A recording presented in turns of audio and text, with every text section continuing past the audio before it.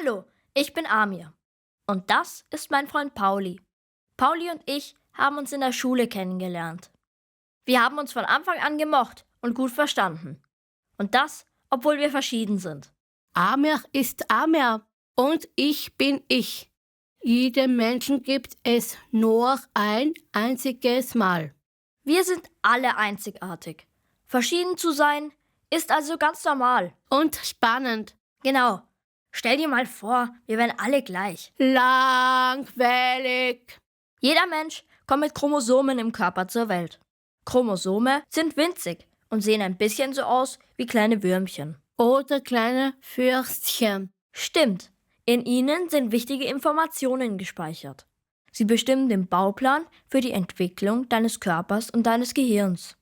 Diese kleinen Würstchen beeinflussen also, was du denkst, was du fühlst und wie du aussiehst. Beeindruckend, oder? Eigentlich hat jedes Chromosom einen Zwilling. Das heißt, es ist zweimal da. Die meisten Menschen tragen 23 von den Chromosomenzwillingen in sich. Sie haben also insgesamt 46 Chromosomen. Bei mir ist das anders. Ich habe noch ein Chromosom von der Nummer 21. Ich sage mein kleines Extra dazu. Das bedeutet, deine 21. Chromosomen sind also keine Zwillinge, sondern Drillinge? Richtig! Mein Chromosom von der Nummer 21 ist dreimal da.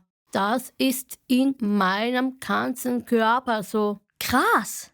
Pauli hat also insgesamt nicht 46, sondern 47 Chromosomen. Menschen mit kleinem Extra leben mit dem Down-Syndrom. Manche sagen auch Trisomie 21 dazu. Aber was ist das Down-Syndrom überhaupt? Weißt du noch, früher hast du nicht Ahnung gehabt. Du meinst keine Ahnung. Du hast recht. Jetzt weiß ich aber schon ziemlich gut Bescheid, oder? Das Down-Syndrom ist keine Krankheit. Es tut nicht weh und ist auch nicht ansteckend. Das Down-Syndrom ist eine Behinderung, eine Lernbehinderung. Ich lerne also anders als du. Ich kenne auch ein Mädchen mit einer Gehbehinderung. Sie sitzt im Rollstuhl. Und ein Mann mit einer Hörbehinderung. Er hört schlecht. Meine Nachbarin hat eine Sehbehinderung. Sie sieht schlecht. Vieles auf der Welt ist nur für Menschen ohne Behinderung gemacht. Das behindert mich. Wie unfair. Das ist ja, wie wenn meine Nachbarin keine Brille bekommen würde. Dann hätte sie es ziemlich schwer. In der Schule und überhaupt im Leben. Genau. Manche Menschen benutzen Behinderung als Schimpfwort. Sie sagen, du bist behindert und meinen das böse. Das ist gemein. Das tut mir weh. Und mich macht das wütend. Eine Behinderung zu haben bedeutet, dass man bei manchen Dingen Hilfe braucht. Ich brauche beim Lernen Hilfe. Das ist aber nur ein kleiner Teil von dir. Ja, ich bin viel mehr. Menschen mit Down-Syndrom haben viele Stärken. Durch Pauli habe ich gelernt, was es bedeutet, mit dem Down-Syndrom zu leben. Jeder Mensch, also auch jeder Mensch mit Down-Syndrom, ist anders. Heute erzählen wir euch, wie mein Leben mit dem kleinen Extra aussieht. Mein kleines Extra macht viel besonders. Ich habe besonders schöne Augen. Ich habe eine besonders stupsige Nase. Manches ist auch besonders anstrengend. Durch das Down-Syndrom hat Pauli weniger Acetylcholin. Das ist ein schwieriges Wort. Finde ich auch. Acet-Dingsbums ist ein Stoff in unserem Körper. Er ist unter anderem dafür verantwortlich, wie gut wir uns konzentrieren können, etwas merken können und wie stark unsere Muskeln sind. Weil Pauli weniger Acet-Dingsbums hat, arbeiten sein Gehirn und sein Körper gemütlicher. Ich lasse mir gerne mehr Zeit. Zum Beispiel in der Schule. Am besten lerne ich mit meinen Ohren und mit meinen Augen. Hören und sehen. So bleibt es besser in meinem Kopf. Bilder helfen mir beim Merken. Für Pauli ist es wichtig, dass er auf seine eigene Art, in kleinen Portionen und in seinem eigenen Tempo lernen darf. Außerdem hilft es ihm, wenn Dinge mehrmals erklärt werden. Ich gehe gerne in die Schule. Dort treffe ich meine Freunde und Freundinnen. Wir haben viel Spaß. Vor allem in der Pause. In der Schule ist aber auch viel los. Es gibt viel zu sehen, es gibt viel zu hören, es gibt viel zu spüren. Pauli empfindet Reize in der Umgebung viel intensiver als ich. Er nimmt alle Reize auf einmal wahr. Das kann überfordernd sein. Du kannst dir das wie eine Schneekugel vorstellen. Die Reize sind der Schnee, der Pauli die Sicht versperrt. Schau, es dauert, bis der Schnee nach unten sinkt und Pauli wieder klar sehen kann. So braucht Pauli auch Zeit, um die Reize in seiner Umgebung zu verarbeiten. Manchmal ist mir alles zu viel. Dann will ich weg. Pauli braucht dann einen ruhigen Ort, den er gut kennt. Am besten kommt er beim Ausmalen zur Ruhe. Wenn Pauli ausmalt, gibt es nur ihn und sein Mandala. Ich liebe Mandalas. Du könntest stundenlang ausmalen, stimmt's? Toll, wie du im Moment sein kannst. Aber jetzt müssen wir wieder in den Unterricht. Oh, schade. Aufhören fällt mir schwer. Vor allem, wenn du es gerne machst, oder? Ich finde, es gelingt dir aber immer besser. Dann mal ich morgen weiter.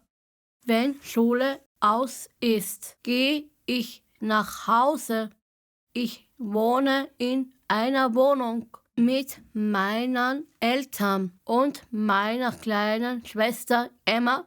Meine Familie und mein Zuhause sind sehr wichtig für mich. Daheim fühle ich mich wohl. Daheim kenne ich mich aus. Ich mag unsere Regeln. Echt? Ich mag Regeln nicht so gerne. Ich weiß, meine Lieblingsregel ist vor dem Essen Hände waschen. Mir gefallen die Blubberblasen auf meiner Hand. Hände waschen, Abendessen, spielen, Zähne putzen, gute Nacht, vor dem Schlafen gehen, singen Mama und ich ein Lied. Das ist schön. Pauli mag es, wenn Dinge immer gleich ablaufen. Das gibt ihm Sicherheit. Paulis und mein Gehirn arbeiten unterschiedlich. Wir sind beide klug. Aber auf andere Weise. Amer ist zahlenklug. Er kann gut zählen und rechnen. Beim Bezahlen im Supermarkt hilft er mir. Pauli ist musikklug. Er kann gut singen und Flöte spielen. Ich höre Pauli gern beim Musizieren zu. Amer ist wortklug. Er kann gut reden und schreiben. Für mich sind Worte manchmal schwierig. Pauli ist menschenklug. Er ist ein guter Freund und kann die Gefühle anderer Menschen spüren. Das würde ich auch gerne können. Amer ist bilderklug. Er kann sich Wege gut merken. Wenn ich den Weg nicht weiß, frage ich einfach Amer. Pauli ist selbstklug. Er kann seine Gefühle gut zeigen und weiß, was er will. Und was ich nicht will. Ich mag, dass du ehrlich bist. Bei dir weiß man immer, woran man ist. Klar, aber hey, wir haben auch Dinge gemeinsam. Wir sind beide naturklug. Pauli und ich kennen uns super mit Tieren und Pflanzen aus. Und wir sind beide körperklug. Wir sind oft in Bewegung, vor allem im Wasser. Beim Schwimmen fühle ich mich leicht und frei. Da Paulis Muskeln schwächer sind als meine, braucht er mehr Training als ich. Jeder mag und kann etwas. Manchmal das Gleiche, manchmal was anderes. Wichtig ist, dass jemand an dich glaubt. Pauli kann viel mehr, als die meisten Leute denken. Menschen mit kleinem Extra soll man nicht unterschätzen. Nein. Sondern unterstützen. Ich bin froh, dass Amer mein Freund ist. Und ich bin froh, dass Pauli mein Freund ist. Wir gehören zusammen. Wenn Menschen wir sagen, meinen sie meistens sich selbst und Menschen, die ihnen ähnlich sind. Was, wenn dieses wir alle Menschen meint? Egal ob mit oder ohne Behinderung.